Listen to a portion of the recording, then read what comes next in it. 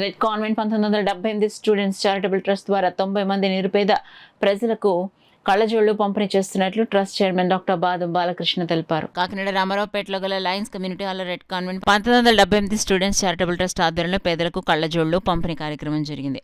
కార్యక్రమానికి trust president doctor బాదం బాలకృష్ణ అధ్యక్షత వహించగా ట్రస్ట్ సెక్రటరీ కళ్యాణి దంపతులు ముఖ్య అతిథులుగా పాల్గొని పేదలకు కళ్ళజోళ్లు పంపిణీ చేశారు. ఈ సందర్భంగా డాక్టర్ బాదం బాలకృష్ణ మాట్లాడుతూ సమాజంలో పేదలకు తమ ట్రస్ట్ ద్వారా విద్య, వైద్య, ఉపాధి కార్యక్రమాలకు సహకారం అందిస్తున్నట్లు వెల్లడించారు. ఈ కార్యక్రమంలో ట్రస్ట్ సభ్యులు Rednam Ramanamurthy, Lions club office incharge Srinivas తదితరులు పాల్గొన్నారు. 5 మంది పేదలకి ఉచితంగా కళ్ళద్దాలు అలాగే బట్టలు ఇవ్వడం జరిగింది. మరి రెడ్ కాన్వెంట్ పూర్వ విద్యార్థులు మేమందరూ 78లో 10th క్లాస్ చదువుకున్న వాళ్ళం. ఒక ట్రస్ట్ ఫార్మ్ చేసి రకరకాల సేవా కార్యక్రమాలు చేస్తున్నాం.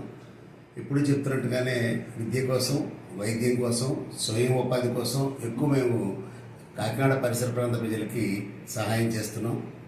మరి ఇప్పుడు ఆర్టీసీ కాంప్లెక్స్లో వాటర్ కూలర్ కావాలని చెప్పి 1,25,000 వెచ్చించి మరి ఆర్టీసీ అధికారులు మాకు లెటర్ ఇవ్వడం జరిగింది.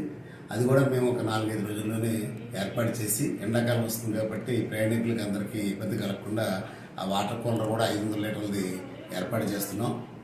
ఇలాగా మేము ప్రజలందరికీ కోరేది ఏంటంటే, ఇలాంటి సేవా కార్యక్రమాలు, సామాజిక సేవా కార్యక్రమాలు అందరూ చేయాలని చెప్పి మరి కోరుకుంటూ, ఎవరైనా పాత కళ్ళద్దాలు మీ ఇంటి దగ్గర వాడనవి మంచిగా ఉంటే, బట్టలు కూడా ఇస్త్రీ చేసి చెరగనివి బత్తాలు ఉండి మంచిగా ఉంటే కనుక లయన్స్ క్లబ్ హాల్లో ఇస్తే మేము ఉచితంగా అందరికీ కూడా అందజేస్తాము.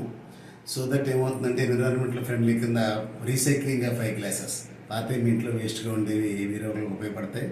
వారి డాక్టర్ గారి ప్రిస్క్రిప్షన్ ప్రకారం అద్దాలు అమర్చి వారికి ఈ కళ్ళజోళ్ళు ఇవ్వడం జరుగుతుంది. కాబట్టి ఈ సేవా కార్యక్రమాలు అందరూ పెద్ద ఎత్తున పాల్గొనాలి.